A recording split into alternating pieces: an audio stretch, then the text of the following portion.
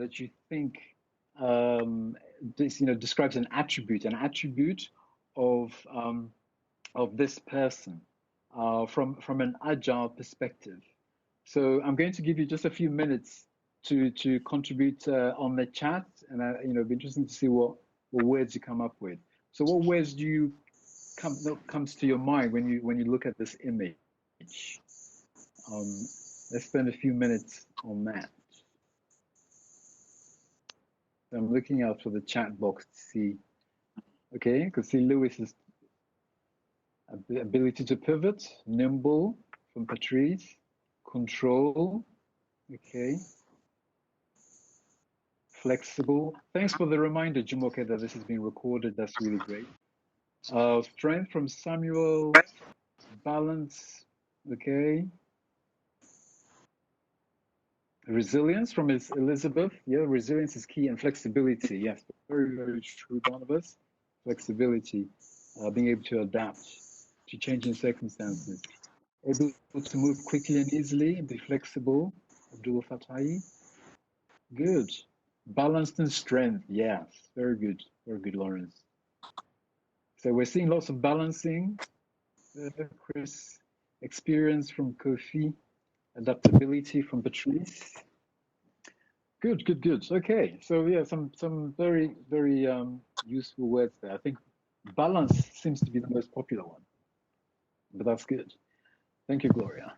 Okay, so let's move into the content. So we have, there's quite a bit of content here, but what I've tried to do is to focus on the highlights, kind of high-level topics, so we can understand the bigger picture, and hopefully that will enable us to, to dive in a bit more.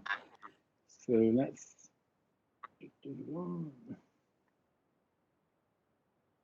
Now, so this is a picture of the PMI Ghana team, because this is especially for our international participants outside of Ghana, just to give you a glimpse of the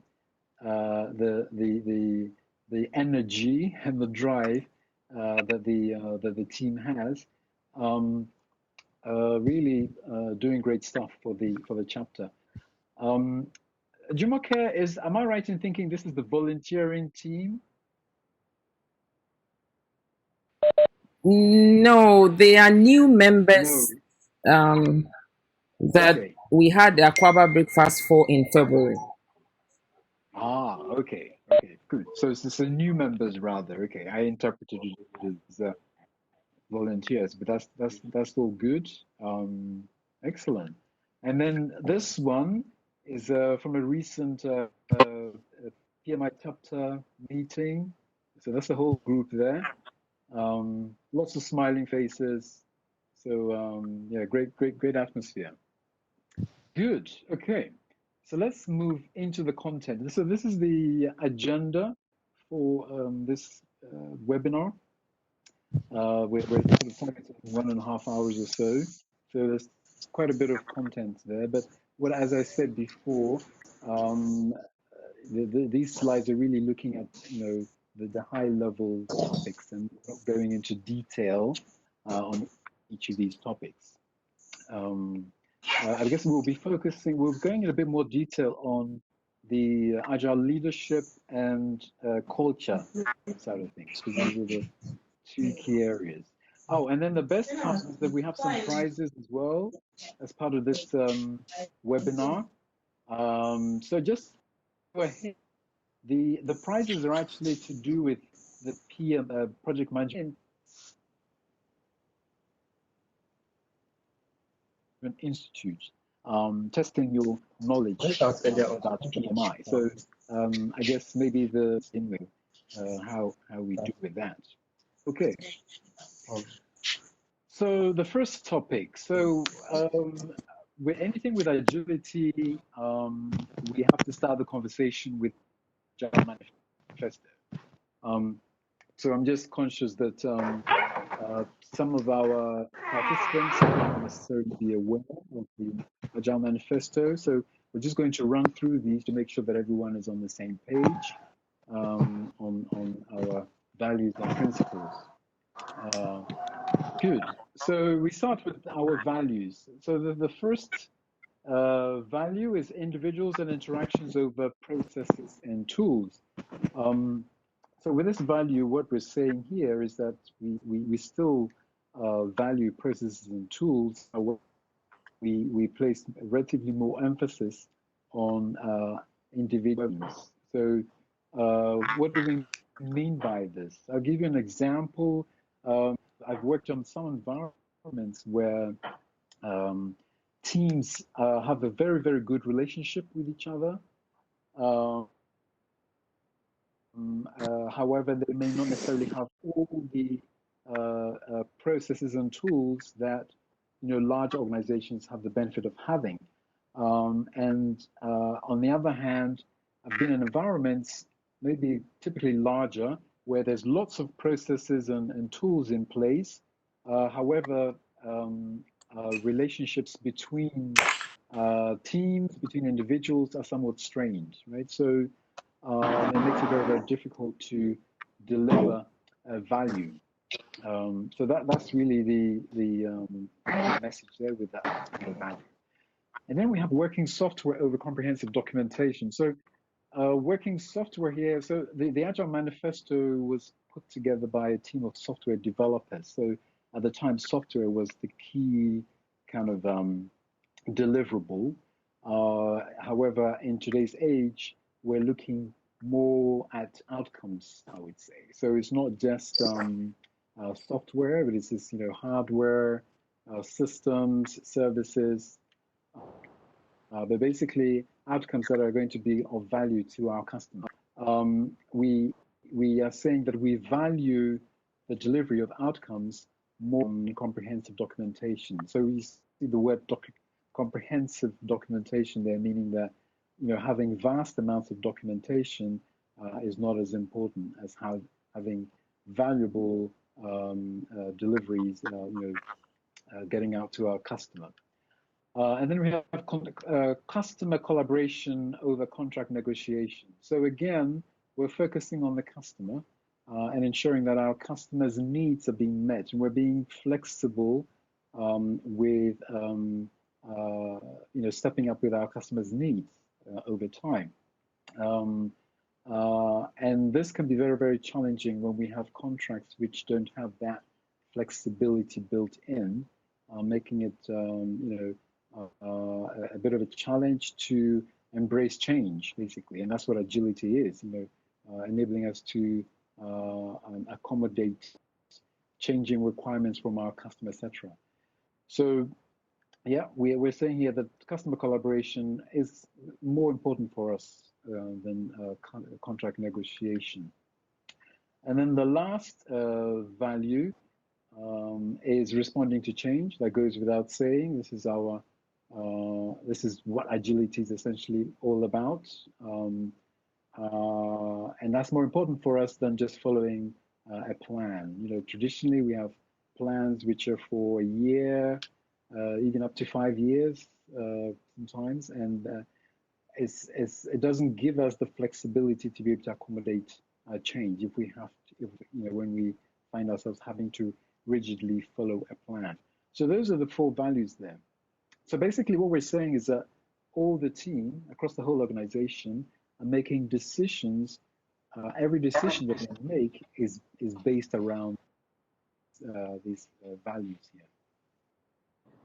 Good.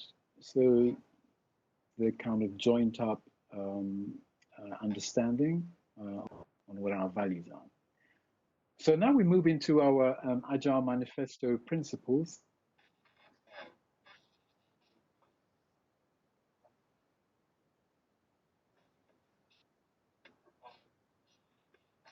Principle, our highest priority is to satisfy the customer through early and continuous delivery of valuable software. So that's kind of self-explanatory there. Our customer satisfaction is what's most important for us. And in everything we do, we ensure that we are meeting our customers' requirements and timely delivery. So here we say delivery of valuable software. So again, it's really in the broader context delivery of valuable outcomes. Yeah? The second principle, welcome changing requirements even late in development. Agile processes harness change for the customer's competitive advantage. So again, it's the team being flexible enough to accommodate changing requirements from our customer, even late in the development. And our third principle, deliver working software frequently from a couple of weeks to a couple of months with a preference to a shorter time scale. So with agility, our aim is to try and deliver products or services at the earliest opportunity. So what we're saying here is that we're talking about the duration, the typical durations that we are delivering our products and services, which is typically sprints, and that's 2 week is the kind of recommended minimum duration for a sprint.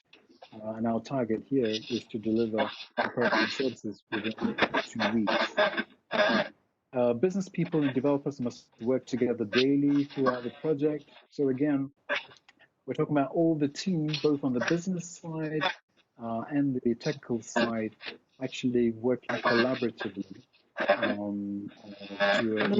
towards a common goal, and not having issues with not seeing eye to eye what we're trying to deliver. Okay, so now we move to principle 5, change. So the fifth one, build projects around environment and support they need, and trust them to get the job done. Motivated individuals. So really possible to deliver, give successfully if our people are not motivated. So having a motivated workforce. And the most efficient method of conveying information is to and within a development team is face-to-face conversation. This is an interesting one, especially during this COVID-19 era, because a lot of us to have these face-to-face interactions with our because we are all now working remotely. And so although this is a preference, it doesn't apply in all cases. I think even before COVID-19, across different geographical locations, different time zones, technology to try and bridge that gap. Okay, so although it's a preference, it doesn't mean that it's the only way, the only method that we want to be following. Working software is the primary measure of progress. So again, we have the mention software, working outcomes or working solutions is our primary measure of progress. Okay. It's sort of linked to one of the values around working software over comprehensive documentation. So our main focus is ensuring that we have deliverable outcomes for our customer. And then number 8, agile processes promote sustainable development. Sponsors, developers, and users should be able to maintain a constant pace indefinitely. So here we're looking at the our team's deliverables over sprints, if you like, over a 2-week period. How much is our teams, each of our teams, able to deliver consistently? And what this does is that it helps us to gauge, how much output the teams are able to deliver over a relatively longer period of time. So having this sort of sustainable development, it does really help especially from a planning perspective. So now we move to principles 9 to 12. Continuous attention to technical excellence and good design enhances agility. So here we're looking at our technical infrastructure, and if we have our infrastructure in a state that enables, that is, it's interoperable and scalable, then it makes it easier for us to embrace change, right? Okay, it's not going to be disruptive if we find ourselves having to make changes to our infrastructure. Okay, and then simplicity, the art of maximizing the amount of work not done is essential. This is really just emphasizing on the importance of us focusing on just what the customer needs and nothing else. I think in the waterfall days, we used to call this, I forget the term now, my memory fails me, gold plating, I think is, yeah, gold plating. So we want to focus on what the customer needs and nothing else. So we're not losing time on some components that might not be relevant to our customer. The best architectures, requirements, and designs emerge from self-organizing teams. So the key word here being self-organizing teams. We believe that our workers know everything that there is to know about their particular jobs, their specific specialist areas, and therefore they are in the best position to determine how the infrastructure needs to be set up, what changes need to be made, or what designs need to be brought in to improve the infrastructure. That will then enable us to deliver value to our customer. So we look to our teams to be playing a much larger role in determining how the environment should look like, and not necessarily from management. And then the last one is at regular intervals, the team reflects on how to become more effective and tunes and adjusts this behavior accordingly. So here, this is really all around inspecting and adapting. Every sprint, the team has an opportunity to review how the sprint went, in particular, how they're working together, whether there's any areas that as a team they need to improve or develop on, any training needs. Okay, so that's really what the this principle is referring to, and that's effectively the retrospective event. Okay, so that's the principles. So why business agility? Why do we think business agility is so relevant to us today? And this is a kind of a very popular way of describing the current challenges that we have across the world. This is the VUCA, which means the volatility, uncertainty, complexity, and ambiguity. What we are saying here is that we now live in a world which is much more globalized. We have a lot more information technology, and the rapid change is, as a result of all these different areas here. So we're going to look at each of the areas here. So we have volatility, high rates of unpredictable change. So this is, different aspects of this. Really could be from an economic perspective. We are all too familiar with the impact that COVID-19 has had on economies across the world, with lots of economic data showing information that that some of us haven't seen in our lifetime.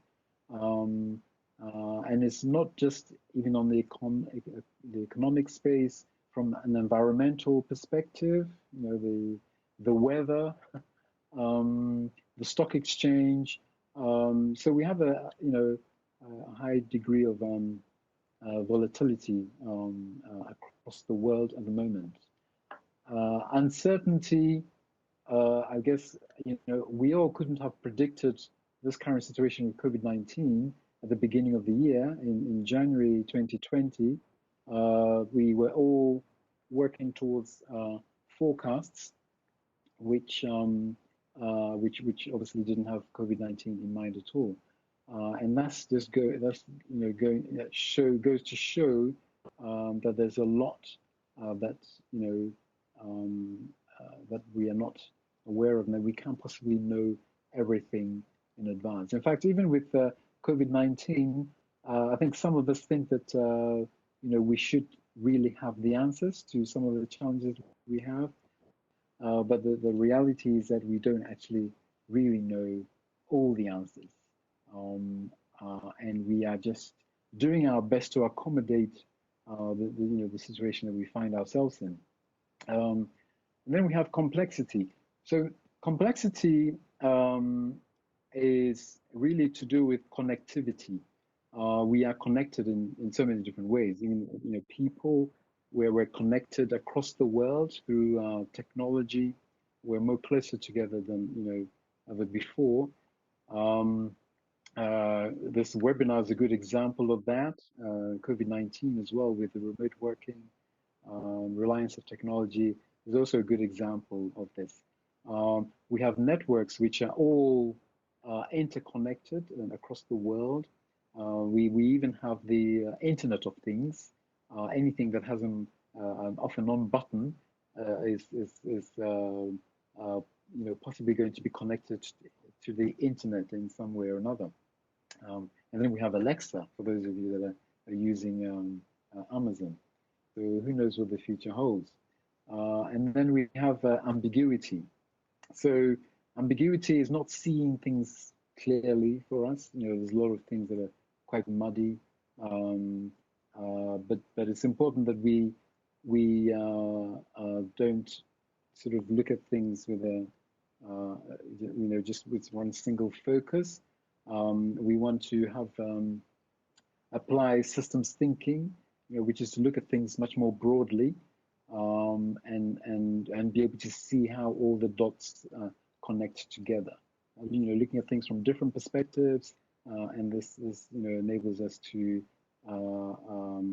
be in a better position to make the right decisions anyway, when we look at things holistically.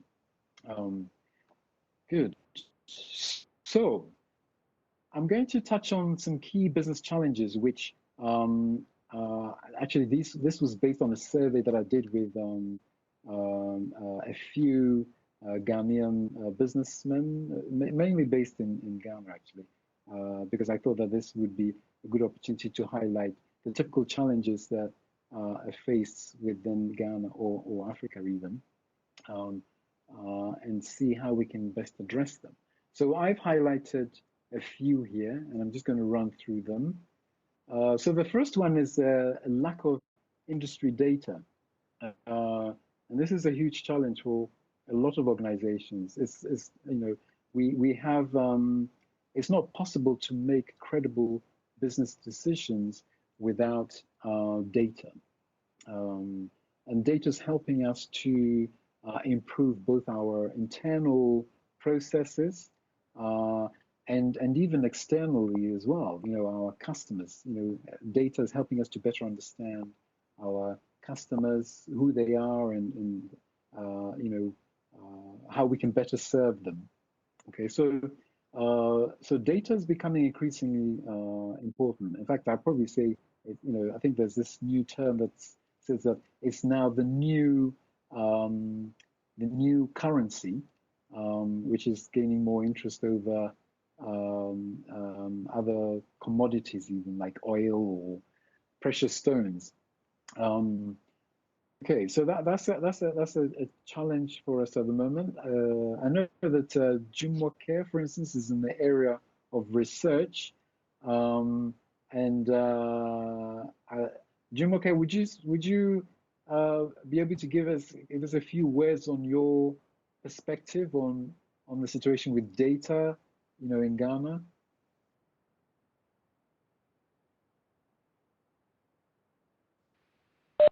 Forgive me, Cyril, data Yes. about what precisely? So from a research perspective, because I know your area is on helping businesses with research, right? Absolutely, but what exact? Yes. I was a bit distracted, so if you can, um, Sorry. Okay, let me rephrase it. thank. So I'm looking at this from your perspective as a researcher, Okay. um, and what your clients are typically looking for you to support them with as a researcher. Is it linked with collecting data, for your clients, would you say? Okay, so currently the Yeah. the project I have at hand um, um, consists of business owners. Uh, just, I'm trying to find that where we're having feedback. Yeah. Okay, I think I just did. Cool.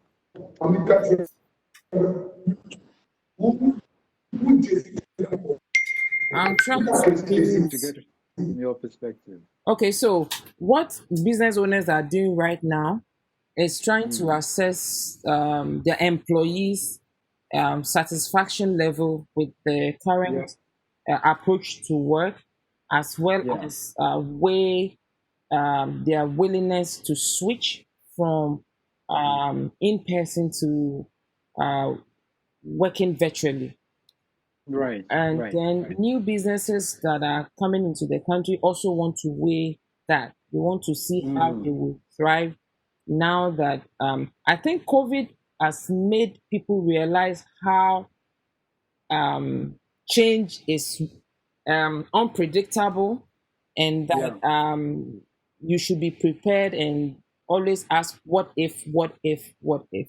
Sure. So those Sure. are the things, Mm. that is the area of research. And even Mm. for us, previously, people wanted paper and pen interview. That is, you meet your respondent and you collect data on paper, Yeah. then you go and enter the data. Now Yeah. we are using You're going software to electronic. capture the Yeah. data so as to reduce the interaction with individuals. So some of the interviews we are doing them on, I mean, through telephone. Mm. Research questions are becoming shorter. Instead of spending 30 minutes or 45 minutes with a respondent, it's becoming shorter, and we are Yeah. looking for um, alternatives in interviewing people instead of doing the face to face. So now we have Sure. online focus group discussion, online gang interviews where you interview about 20 to 40 people, doing it virtually. So that is what I have noticed Okay. currently. Okay. No, that's great. Yeah. Thank you. Thank you for sharing that with us, Jumoke. Yeah. I mean, I think it's useful to get those kind of insights, and it would be great if I would expect you to be very very busy actually, Jumoke. Because researchers are doing some very very uh, great sort of work in this area of collecting industry data. And so, let's hope that more organizations are embracing the use of of your service there as a researcher. So the next one is cash flow management. So this um, uh, this was mainly linked to borrowing in Ghana or other African countries. Interest rates are currently very, very high. And if you're starting up a business and you're working with high interest rates for your business loan, it sort of kind of makes a mockery of your business plan in a way. It doesn't really help to make your business plan credible. So this is an area that is, a challenge for lot of businesses. And I guess it will probably need some kind of joint conversation between business, banks, government, in order to to help address this challenge here. And retaining the best talent. Find another one that is to do with, obviously this is linked with HR. Do we have anyone on the call on this space of HR that would like to share their thoughts on this challenge, please?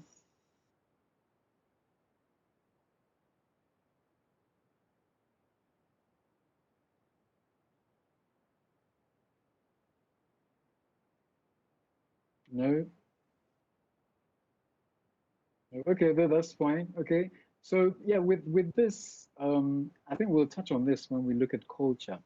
But it's sort of agile HR comes into play with this, and we will touch on how that can be how this can be best addressed. But it's definitely a challenge for a lot of environments. And then we have teams afraid to make mistakes. So this is another one around culture.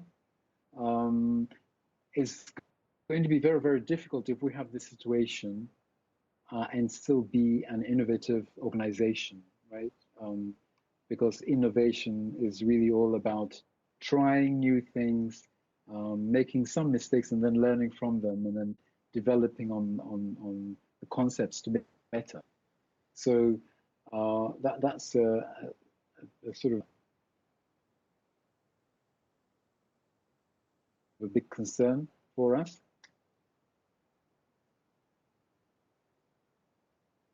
For integrity, it goes without saying that trust is everything. I mean, if we can't trust each other, even internally within an organization, it makes it very, very difficult to deliver positive outcomes, for our organization if we don't see eye to eye, and externally as well. If our customers or our clients do not trust us as an organization, that's also a big, big issue, right?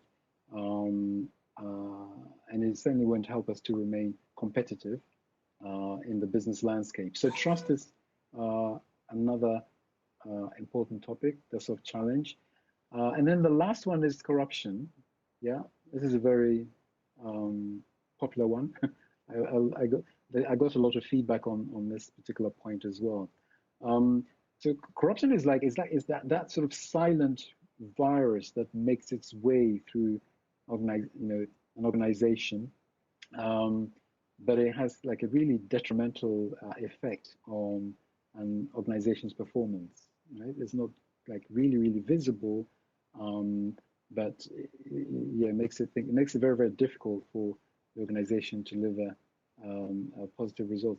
I see, the very latest example. I think we can probably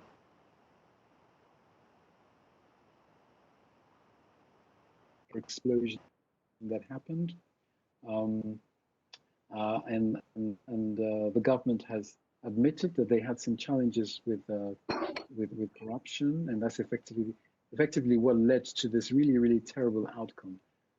So I mean, that's probably like the worst case scenario, but it goes to show the kind of adverse impact corruption can have on a whole nation, right? I mean, if we have a lot of organizations that are struggling with corruptive practices within the organization, and there's quite a few of them, you can imagine the impact that has on the whole nation. Okay, so we have to try and figure out how to fix that. And again, this is linked to culture.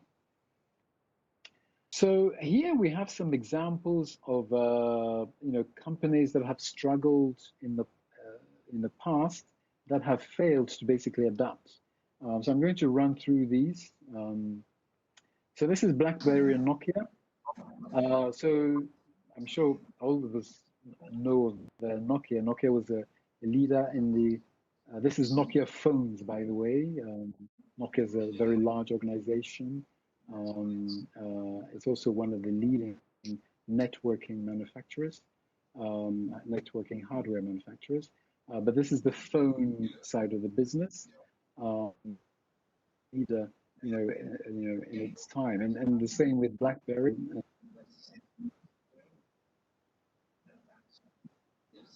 as well.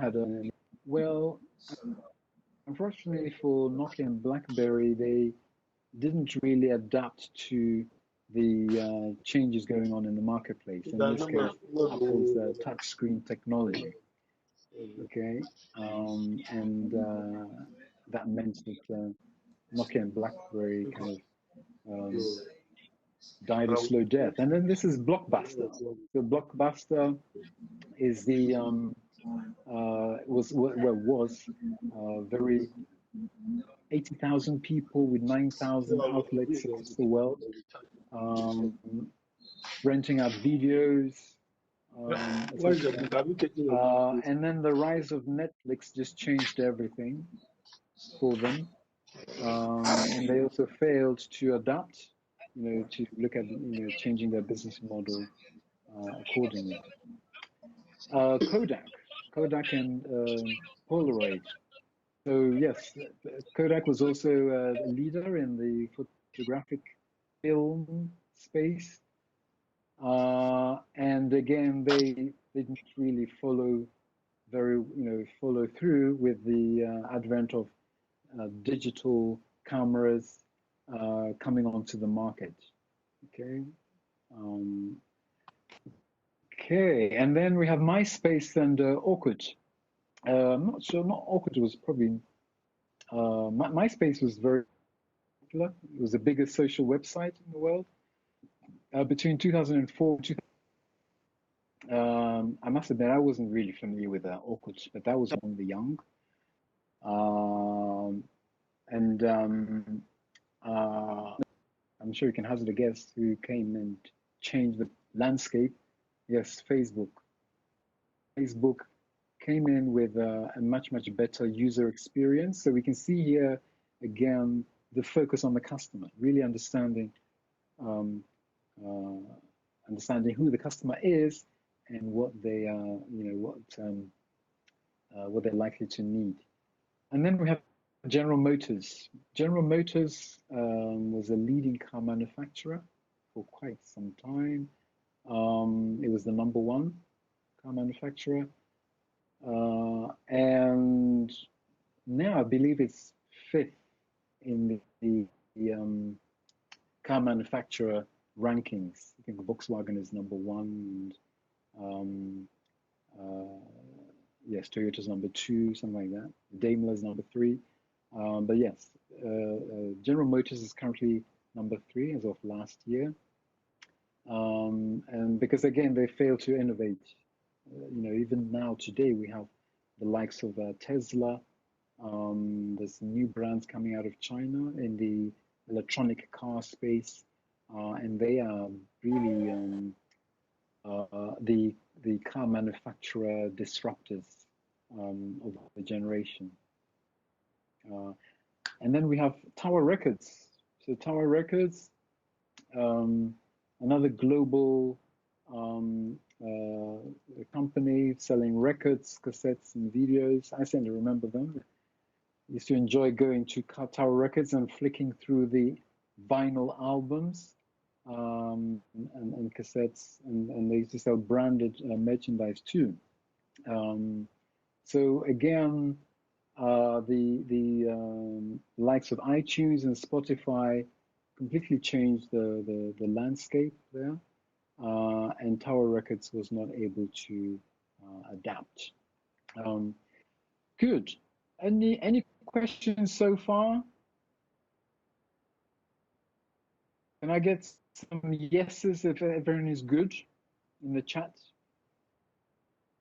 please?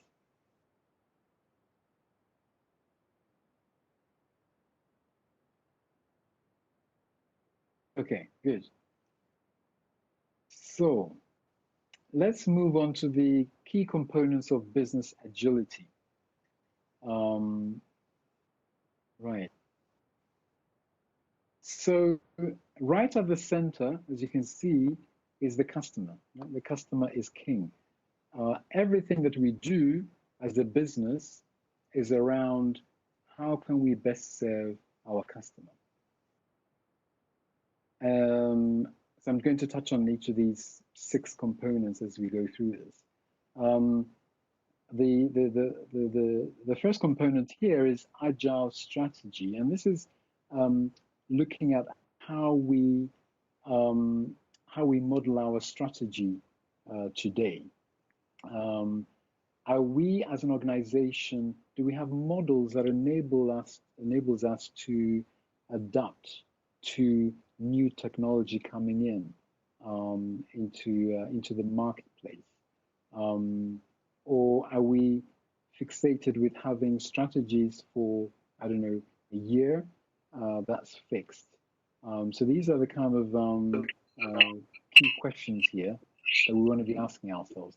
Agile leaders, of course, ensure that our processes around strategy have got that flexibility built in, enabling us to adapt to changes in the marketplace. So that's broadly what agile strategy is. Organizational culture. This is one of the key areas, and we're going to be covering this in a bit more during the coming slides. So our culture speaks to who we are and how we behave. So culture is pretty much it, really. I mean, what do we value? What is our value system as an organization? And we'll be touching on this, as I say, in the coming slides. And then we've got the various delivery frameworks. We'll come to a slide which touches on the different frameworks that are out there on the market at the moment. But essentially what we're saying here is that there isn't a sort of one size fits all. Every organization, would want to understand what each framework is offering, and then decide on which framework will work best for them. Okay, so that's really the key message here. From a team perspective, we have all the different practices as well, and the team is making the decision as to which way of working best suits them. Okay, so we don't necessarily have to conform to following a specific framework. The next part is on flexible technology. So technology is changing rapidly, as we are all too aware, and it's important that we're able to adapt. Our infrastructure wants to be flexible enough to be able to incorporate updates, new technologies that are coming in, and all of this is obviously for the customer. So with all these different areas here, all the decisions that we make should be around how can we best serve our customer. Yeah, and so we're doing the same thing from a flexible technology perspective. And then we have our agile teams. So forming teams that understand and embrace agility. That's really the key message there.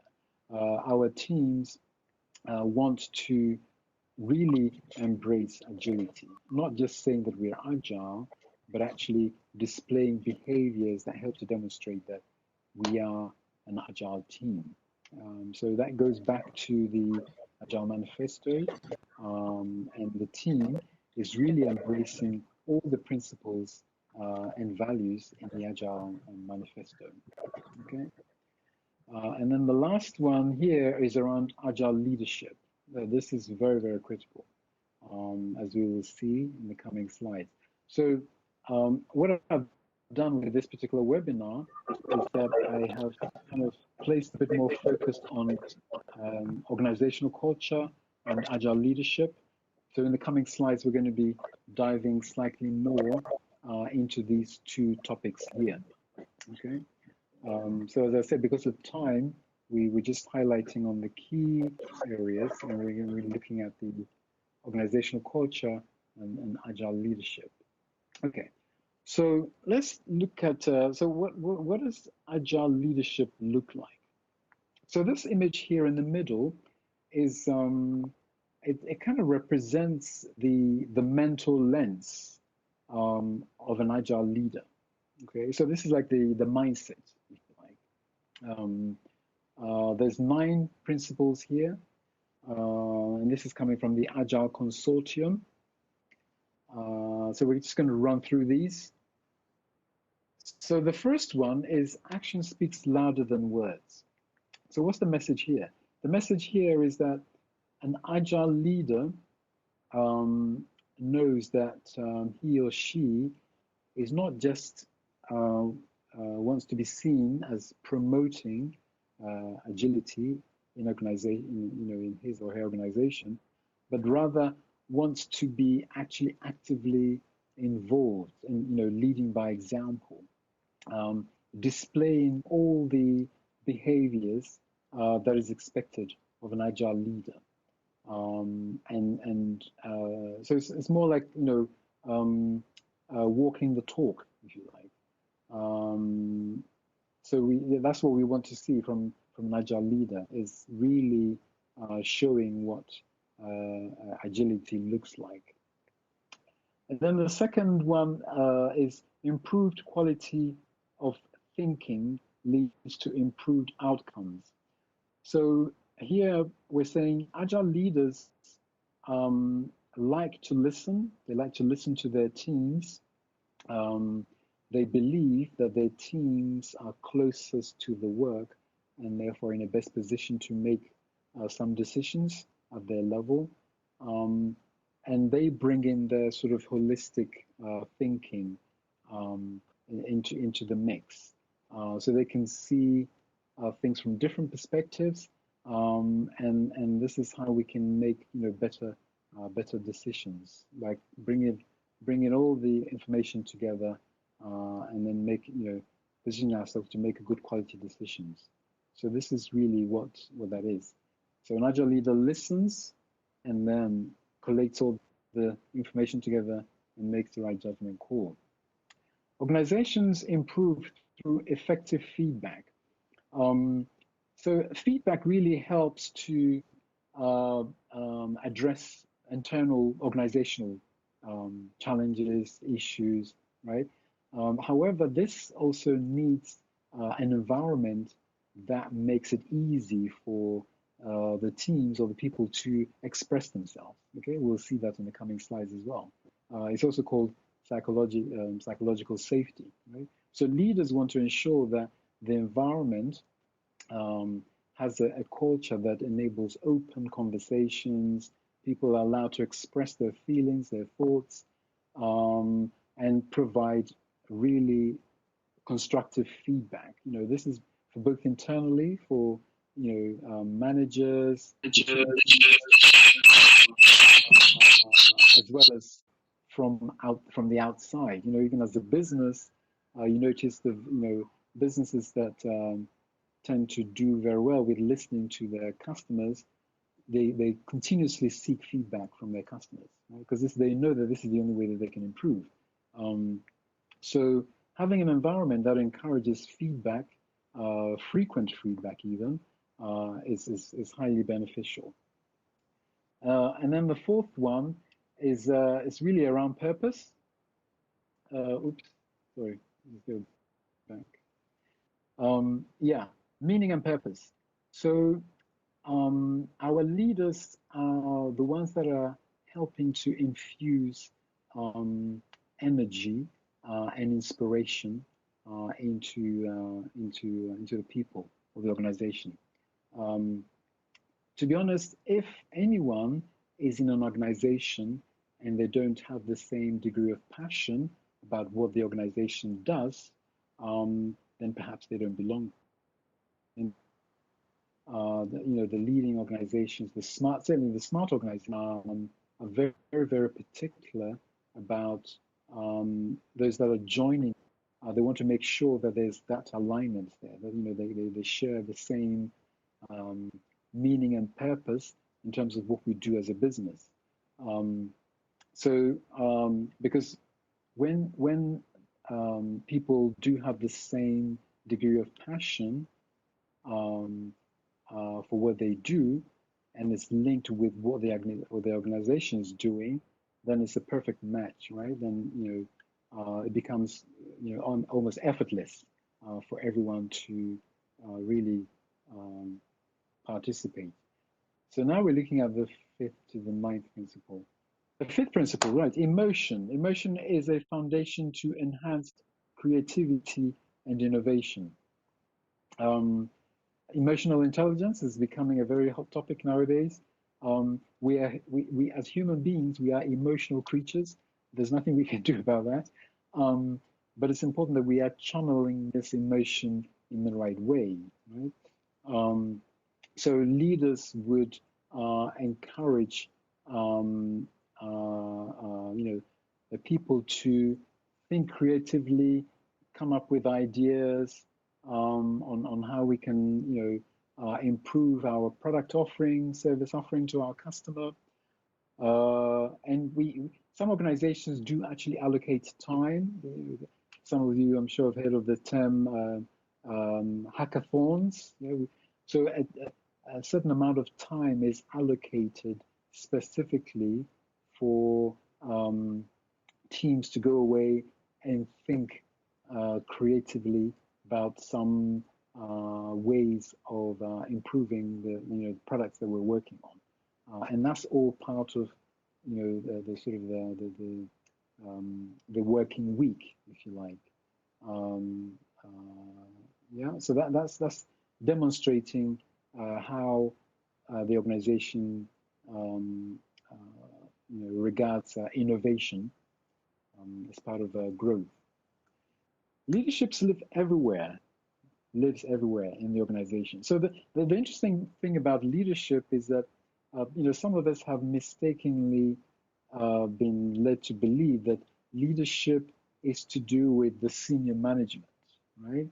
Um, and that's what we're calling leadership. But actually, that's not really the case. Leadership here is about the behavior that we display in our organization. In fact, everyone is a leader. Those of us that are fortunate to be parents are leaders of our families, right? We make sure that our kids are being taken care of, and that's quite a major responsibility. So we all have various kind of responsibilities, even in our daily lives, aside from work, that makes us leaders. Um, so uh, so yeah, when we say leaders, leadership lives everywhere in the organization. Effectively, everyone in the organization is a leader. And what we're saying here is that we want to see these behaviors being displayed by everyone in the organization. Showing respect, empathy, all these things. It's not just for the senior managers, but for everyone in the organization. Leaders devolve appropriate power and authority. So this is looking at the command and control style of leadership as compared to um, servant leadership, if you like. Um, so and this time this is also touching on the culture side of things because some some parts of the world have more command and control style cultures more than others. I recall I did a workshop in Oslo, in Norway, with a client, and I got to learn that Scandinavia is a quite. This really does apply in a lot of Scandinavian organizations, right? Where the teams are the ones that are making decisions on at their level. And I remember during the workshop, I was surprised to see, I was asking questions around decision making, and the team leads were doing most of the talking. The senior management were not participating in that conversation at all. So I definitely got to feel that leaders have been given the autonomy and teams to be able to make decisions at their level. And this is a much more efficient way of working as well. So cultures, can benefit from adopting this. So number 8 is collaboration. Collaborative communities achieve more than individuals. I think that goes without saying, right? We are able to do more when we come together as a collective. And yes, I guess I needn't say even more on that. And then the last one, great ideas come from anywhere in the organization. So again, there's this misconception that ideas only come from senior management, in some organizations, and that, teams are not allowed to come up with ideas.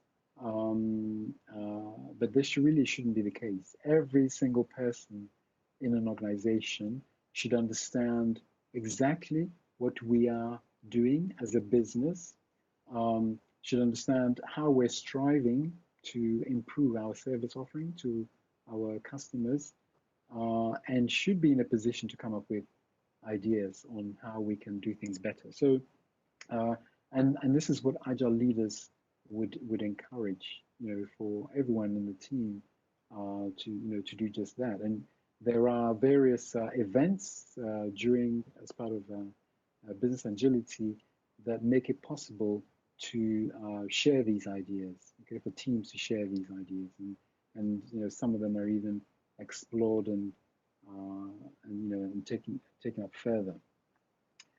Okay, so those are the leadership principles there. Let's now talk about culture. How do we create the right culture? This is what I consider to be the juicy part. So this iceberg here is, I'm calling it the culture iceberg. And so at the top of the iceberg, we have all these key components. You can see vision right at the top, determining exactly where we're heading as an organization. Then we have the strategy, which is around how are we going to deliver this vision. Okay, and there's various models, by the way, that are used to to determine what our vision is meant to be. And the same thing with a strategy. Strategy. One of the typical models is the balanced scorecard, and that's a popular kind of model that is being used to formulate strategy. I don't know if Edwin Provençal is on the call. Edwin is one of our PMI Ghana chapter members, and he specializes in this area, so it would have been good for him to say a few words. Frank, do you know if Edwin happens to be with?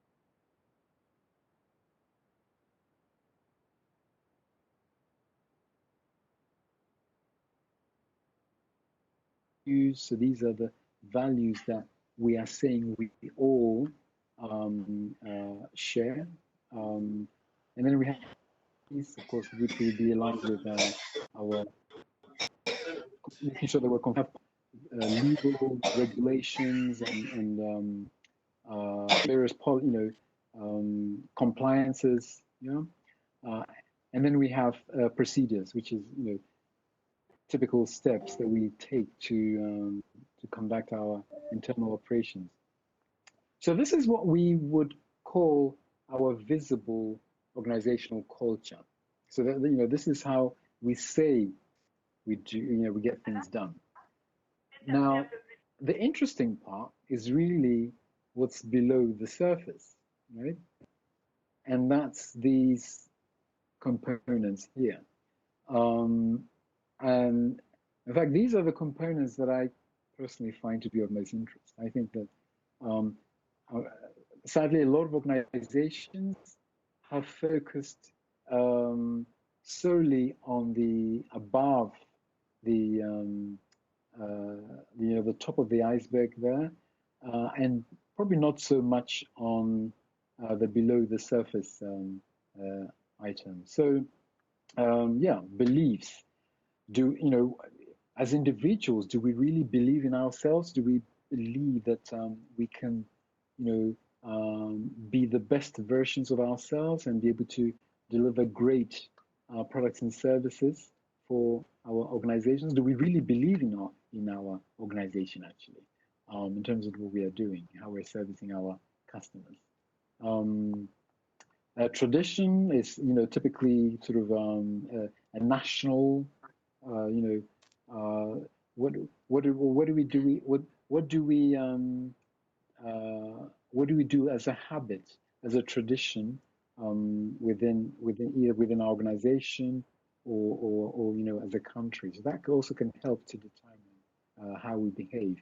And then we have norms. Norms is how do we present ourselves? How do we dress?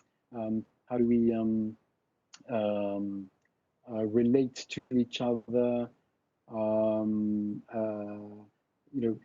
When we are off sick for any reason, what normally happens within our organization? Do we not bother to call anyone, or do we notify our team in a particular way? So there's kind of various norms there. And stories are very, very interesting because every single one of us as individuals has got a different story to tell, and it's our stories that help to shape who we are, which is kind of linked to feelings. Not much. We don't sort of get to talk much about how we are feeling on an organizational level. But these are very, very important areas. Our leaders make sure that they develop a good relationship with their team members from a feeling and thinking perspective, right? Because they understand the importance of going down to that level. I think it was Maya Angelou had this famous quote around, people might not remember what you said or what you did, but they would definitely remember how you made them feel. So I think that's a powerful statement there. We have unwritten rules, we have personal values. Yes, we all have our own individual belief systems that kind of shapes our values. And then we have perceptions. Perceptions could be linked with stories we've experienced in the past, and that again that helps to shape our thinking. So this area here is a very, very interesting area, and so this is the invisible organizational culture.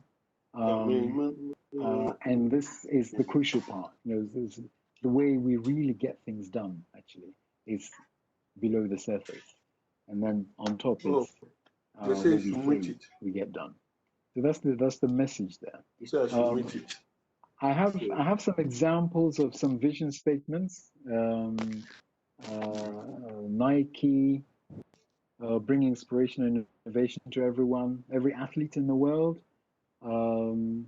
Tesla to accelerate the world's transition to sustainable energy, and Facebook to give people the power to share and make the world more open and connected. So, we are very.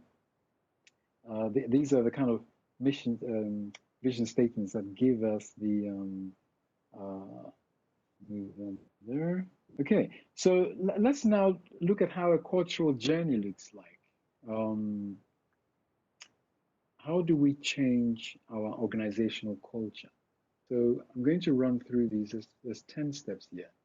So the first step is that it's important that we as an organization establish what our values are.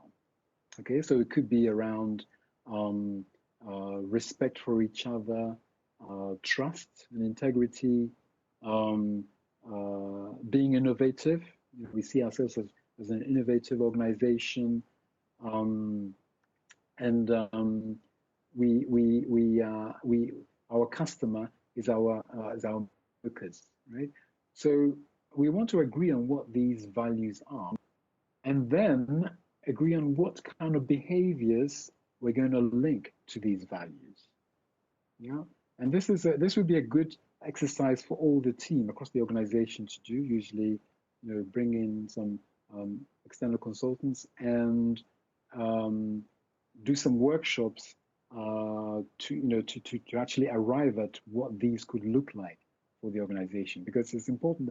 It's important that we are actually tracking behaviors that are aligned with our value system. Yeah.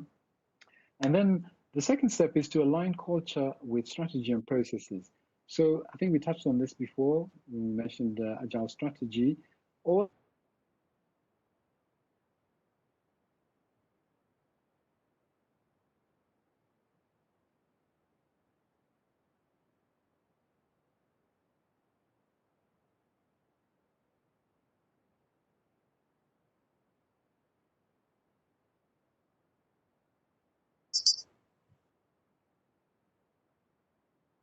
Sorry, looks like we lost Cyril. Please, let's hold on a bit whilst we have him back. But before we do that, I believe some of us have questions, so please let's keep our questions coming on the console. Let's keep our questions coming, please.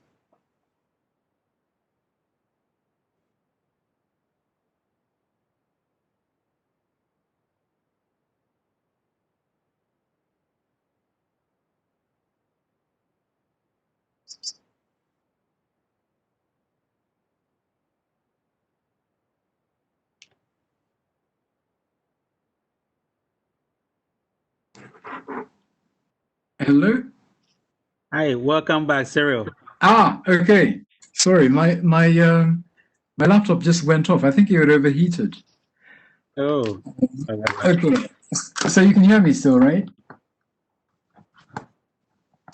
yes, please. Okay. All right. Let me try and sort out my lighting here. Okay. Right. So we got to step 2. Apologies about that. Yeah. So we want to align our culture with our strategy and processes. So with everything that we do, we want to make sure that we have agility in mind. So HR is a typical example, an area that is becoming increasingly connected with agility, agile HR. So our recruitment process, the way that we engage with our employees, all of that wants to have built-in sort of the agile ways of thinking. And again, strategy. We talked about being able to adapt to a changing environment in the marketplace, and connect culture and accountability. So, okay, thank you, Sharif. The sound is even better now. That's interesting. Connect culture and accountability. Here we're saying that, I guess in a way, this is probably where we can use the case study with Beirut, right? If we want to see the right behaviors being displayed within an organization, then we have to hold some, we have to hold ourselves accountable for our actions. Okay, we all understand that we're expected to behave in a particular way, and we want to make sure that the behaviors are aligned with the agile mindset. Okay. Make culture visible. So this is really all around visibility. This is openness and transparency, in effect. So what we're saying here is we want to have information about how we're progressing with our cultural activity. So that could be through employee surveys, getting feedback from employees, and in all of that, we're comparing, where we are and where we want to be, and making this more visible, for all the team to see. Define non-negotiables. This is referring to certain cultures that we want to maintain. This is applicable when we have mergers and acquisitions between different organizations, and we want to maintain our own specific values. So that's quite an important one there. Align culture with your brand. So again, this is really about how do our external stakeholders see us as an organization. What exactly do we represent? When our organization is mentioned, it's the thing that that our stakeholder comes to mind. I guess you could say, for example, with Apple, Apple is quality, right? Quality and reliability. So everyone knows that with an Apple product, at least you're guaranteed to have a good quality product that's going to be long-standing. Okay, so in the same vein,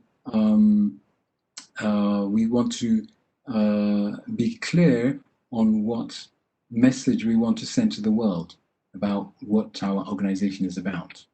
Yeah, and that's what would also help to get even people joining the organization as well. So measure progress. Again, going back to data, it's important that we are tracking progress with a view to improving wherever we need to. And step 8 is be patient. So this is an important one, because very often some clients can be very impatient about wanting change to happen overnight, but especially cultural change that can take time. It can take time depending on what level of maturity the organization is at.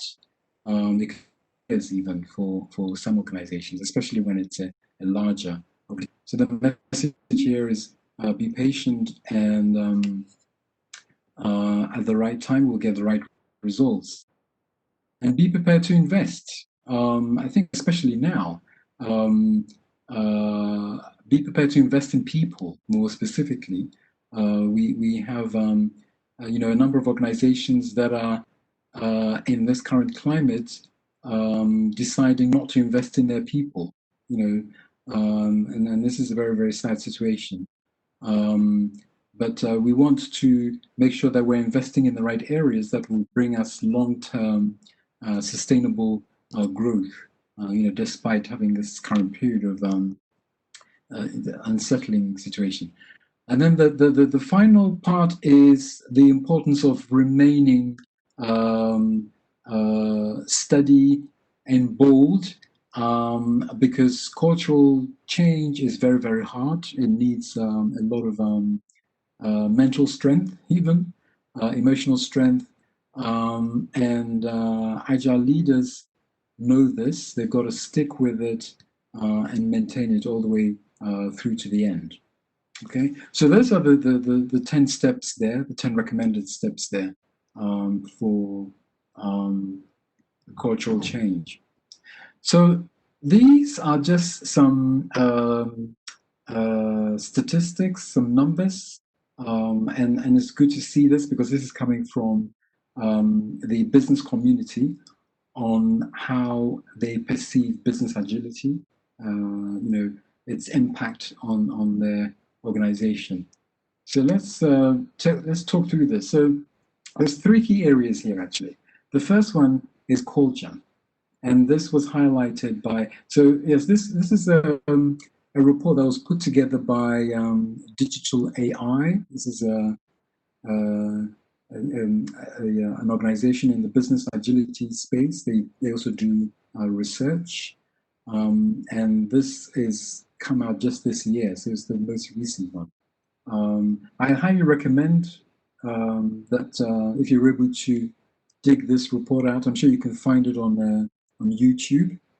Sorry, on the web. I think it's a 19-page report, but it's really very, very useful content. And what I've done is I've extracted some of the information in there to share with you on these slides.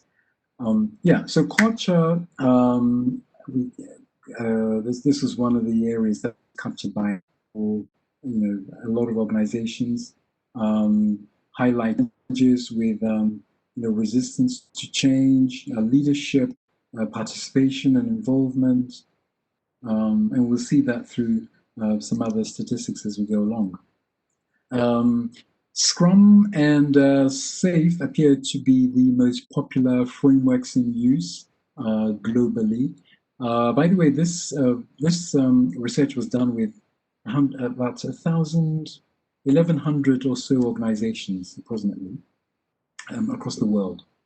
So Scaled Agile Frameworks is currently got about 35% of the Scaled Agile space, and that seems to be increasing in popularity. And then the final one here is Agile empowers adaptability and visibility. Yeah. So organizations are recognizing the benefits with the ability to adapt to change with business agility. Okay.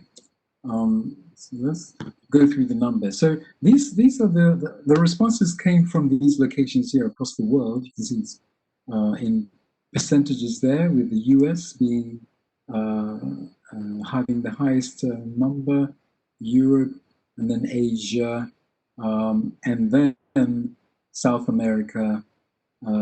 So we have a very, very low percentage in Africa. So I'm hoping that we can encourage each other to embrace agility a lot more. Australia and New Zealand are also at 2%. I was quite surprised at that. But yeah, so more specifically for Africa, there's definitely a lot more that we can do there. So these are the challenges that organizations raised as part of bringing agility into their organization. So we can see the first there, and you can tell that most of these challenges can be linked to culture, and ultimately can be led to some cultural challenge. But the first three there is general organization resistance to change. So obviously, people are very used to doing things the way they've been doing it for very many years, and it's very difficult for them to adapt to new ways of working. And then the second one, so I'm looking at this from the bottom, by the way. Not enough leadership participation is up there.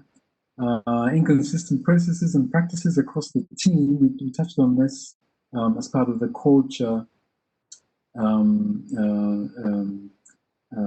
roadmap towards changing organizational culture. Organizational culture at odds with agile values. Yeah. So a lot of those we can see are linked to organizational culture. I think the last one, which is the least one at the top there, is regulatory compliance or government issues. That could be an external factor that is outside our control as an organization. So what are the benefits? So according to businesses, the first, ability to change, to manage changing requirements, project visibility. Project visibility here, we're talking about the Scrum boards, the various sort of we also have online tools now with remote working, Jira boards, and all the various kind of electronic information that is widely available for all the organizations to see. And then we also have better business IT alignment. So different parts of organizations are now coming together more and embracing agility across the organization. Okay, so this is the percentages of the different kinds of frameworks on the market. So this is feedback, of course, from the respondents from the survey. We can see Scale Agile framework is currently at 34%, and then second is Scrum at Scale.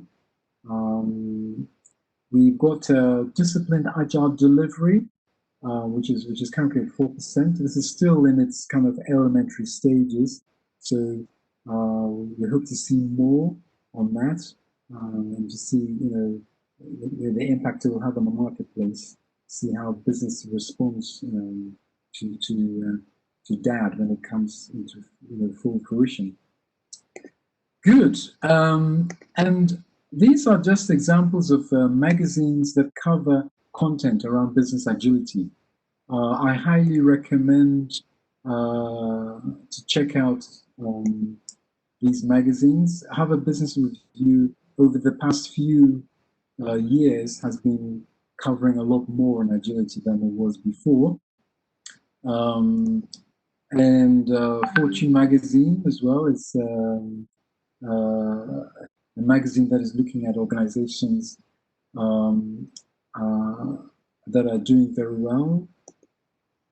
And Inc. at the top there is it has a different kind of twist to most of the articles are actually talking about the positive aspects of the opportunities even that are coming out, even in the advent of COVID-19. So there's a lot of articles about companies that have been formed and are doing doing reasonably well, despite the current challenges that we've had. So it's a bit of a positive twist even to the current market. And then Wired magazine is also a good one for entrepreneurs, startups. A lot of good content there, to get some practical advice. And then there's some other examples there of, Harvard Business Review. The one in the middle, the bottom middle there, was an interesting one about Agile HR, and lots of articles in there about, the importance of data, as part of embracing agility. Good. So I think we're now at the point where we have some prizes to give away, as I promised earlier on. So the way that I'm going to do this, and I think I might need your help with this again, Frank, with moderating. Each of the questions would basically, the person that answers, there's 3 questions coming up. The person that answers the question first correctly is the one that wins the prize. It's as simple as that. Okay, so should we give it a go? Sure. Yeah. Good. So this is the book that I'm going to be giving away, by the way. So there's 3 copies of these. Just to make sure that I'm not telling porkies. Here are the 3 books. Okay. And they are going to be going to the three winners that get the questions right. So again, it's the person that gets the question first and gets it right. And Frank is going to help with capturing the names. So good. So here's the first one. What does this symbol mean? That's the first one. See if you can get it right for the first time. Volume. Ah, okay. I think Joyce got it. I think, yes, I think, I don't know what the name is, whoever put collaboration, I'm not sure what the name is, but I think they have won it, yes. Turkey. Toki Lenza. Okay. Yes. Okay, congratulations, Kotilena. So you have won the first prize. We'd have to make a note of his name. Okay, the second question is some hand claps there. And then the second one is this. What does this mean? Vision, very good. Larry. Okay, nice. Larry's very quick on the ball there. So that's vision. So I added the vision for PMI as I think this is useful to know for our PMI, especially for our PMI chapter members, to know what our vision is. Okay, and then the last one is, what does this symbol mean? Determination. Determination. Very good, Felix. Congratulations. Felix wrote it there. Oh, Naki said it. Yes. Okay, so we have three winners there. So congratulations to our three winners. I'm going to get the details for your postal details, and I will personally send this over to you. Hopefully, it should be with you in a week or so, a week or two or something. I have a final. Sorry. So to be fair, Felix wrote it first before Naki said it. Okay. So Felix is the winner. Yes, Felix. Okay. Okay. No, that's fine. Okay. Great. So congratulations, Felix. Okay. So I would just like to leave on an inspirational note. I believe that each of us is gifted to do really awesome stuff. I'm very privileged to be part of PMI Ghana chapter. I know that there's a lot of very highly talented individuals in this chapter, and I think we are in a position to really make a difference in terms of positive change across Ghana. And I would really like us to encourage each other, to do just that. Yeah. So that's just an inspirational message there for me. So I have this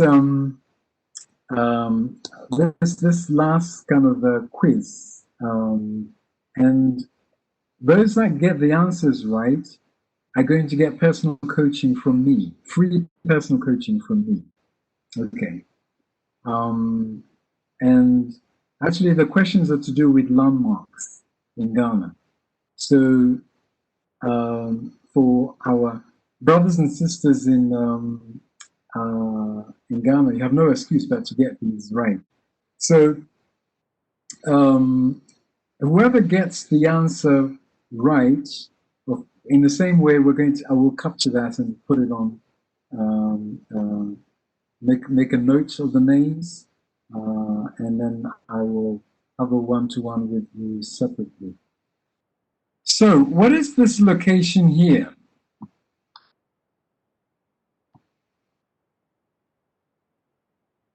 You can get the answer right first.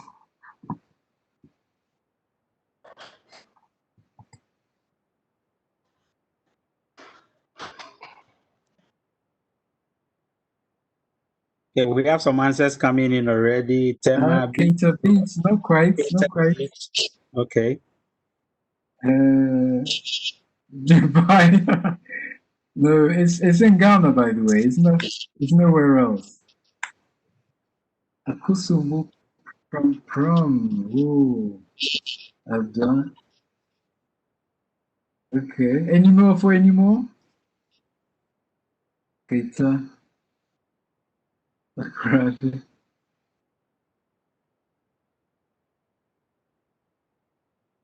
Okay. Okay, so I think we prom. Okay. Okay, I'm going to give the answer now. Ningo prom it is. So who got it first, Frank, please? Who mentioned prom first? Prom is Lorenzo Lucy. Lorenzo Lucy. Okay, right. So congrats, Lorenzo. I think you were the first person to get it right. This is quite a popular photographer called Yao Otari, by the way. I really like his photographs. So I thought I'll use them for this exercise. Okay, how about the second one?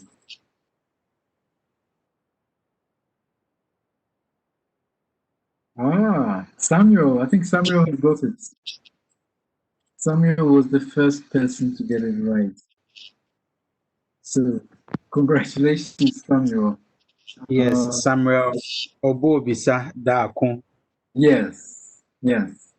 Congrats, Samuel. And then the last one is going to be the first one to get it. Who can type the fastest? Oh. All of you have got it right. Okay, but the question is, who got it right first, Frank? Oh, the first one is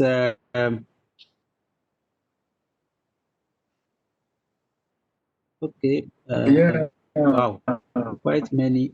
Francis Opan. Oh, Francis, right? Okay, so Frank got it first. Okay, but I think all of you knew the answer to the last one, which is great. But Frank was the first one. It looks like Frank was the quickest typist. Okay, so Francis, right?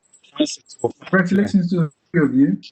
I will connect with you via Frank, and then we can have some one-to-ones, and it will be a pleasure to give each of you some personal coaching, and see where that takes you. Awesome. So I think that's it, guys. Thank you very much. We're going to do we'll do a survey separately. We'll try and see if we can do a survey on to get your feedback on how the webinar went. But yes, I would like to end here and say thank you very, very much for your participation on this webinar. The technology has been a bit of a challenge for me at the beginning and in the middle. But at least hopefully I got all the content out to you all. What I would like to say is that it would be really great if we could have some action coming out of this. So it would be great. In fact, it would be great if you could send me a note to tell me what you are going to do on Monday morning. It's Friday now, so no more work until Monday. What are you going to actually do on Monday morning in relation to the contents that you've picked up from this webinar? What can you bring to your organization in terms of value that will help your organization to be in a better place? I think that's probably the so I'd really love to hear from you on that. And that can be on our WhatsApp platform even. But I think that would be a good way to help to demonstrate that you got something out of this webinar. Yeah. So thank you very much again. And thank you, Jomake, Frank, and all the team for helping to organize the webinar. I really hope that you got some takeaways from it. Yeah, let's continue the conversation, definitely. I think Ghana deserves better, and PMI Ghana is in a very good position to be part of the solution. Thank you very much.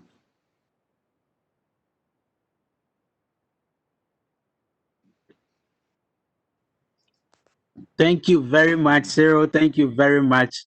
So, dear colleagues, the floor is still open. We have some few minutes, then we'll be out of here. Any question, any clarifications? The next few minutes up for that, please.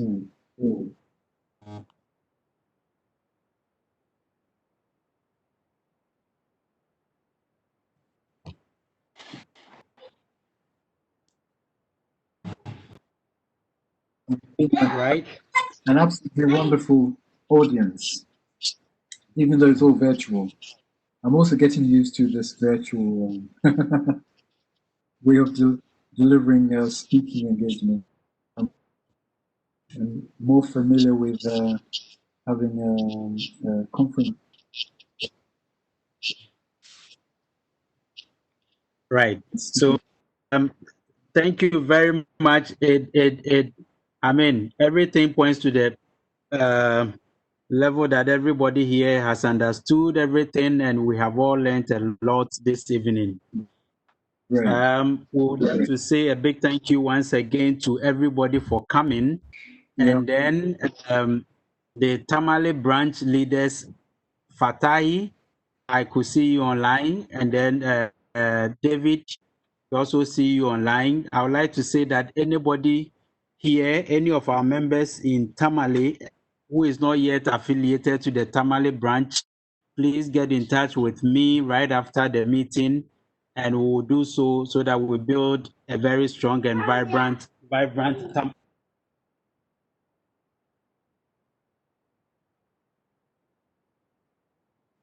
branch.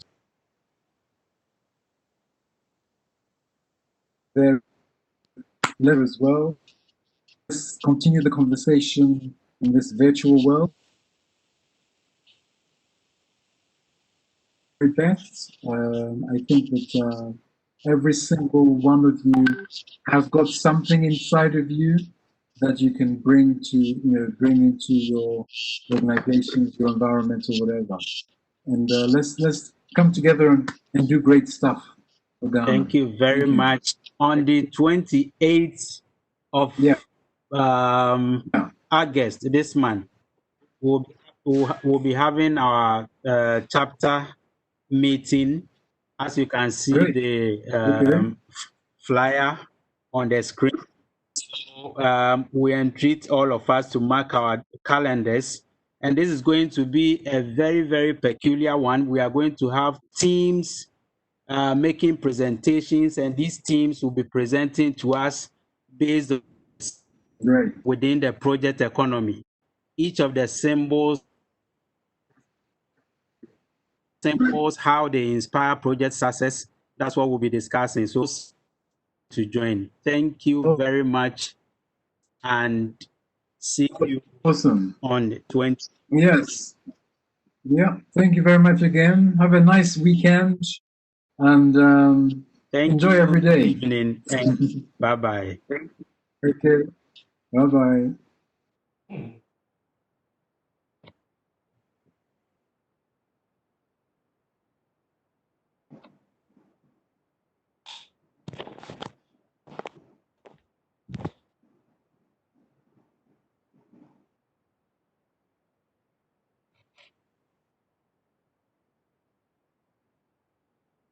Frank? Yes. Oh, okay. There are still people on. Hey.